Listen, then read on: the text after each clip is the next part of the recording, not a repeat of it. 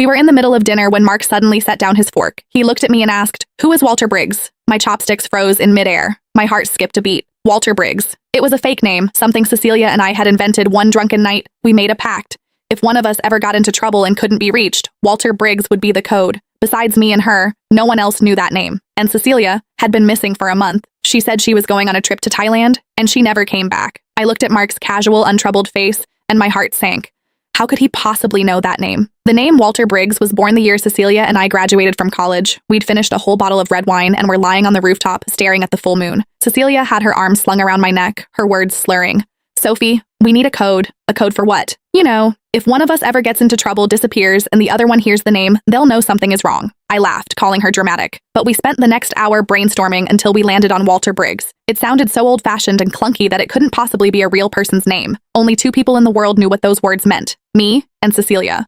And Cecilia had been gone for 31 days. She said she was spending a few days in Chiang Mai, Thailand. She'd even video called me from the airport, panning her phone across the duty-free shop. "Sophie, see anything you want? My treat." That was the last time I saw her face. After that, my texts went unanswered. My calls wouldn't go through. Her last social media post was a photo from a night market in Chiang Mai. I called the police. Her family called the police. The authorities in Thailand were investigating. But there was no trace of her. No body, no witness, nothing. It was as if Cecilia had simply vanished from the face of the earth.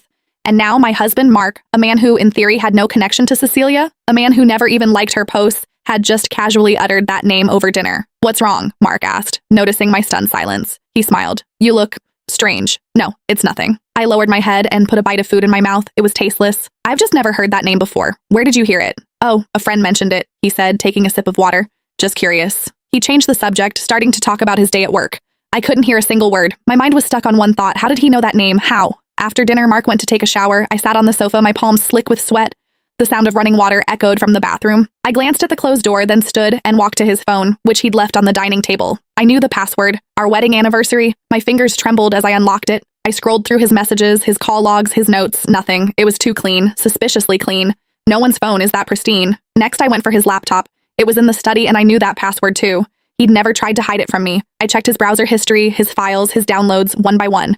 Then I opened the cached records of a booking app, and my hand froze. A month ago, Mark had told me he was going to Shanghai for a 3-day business trip. I'd even helped him pack his suitcase, but the booking records told a different story. He hadn't bought a ticket to Shanghai. He'd bought a ticket to Chiang Mai, Thailand. His departure date was 1 day before Cecilia's. His return date was 2 days after she disappeared.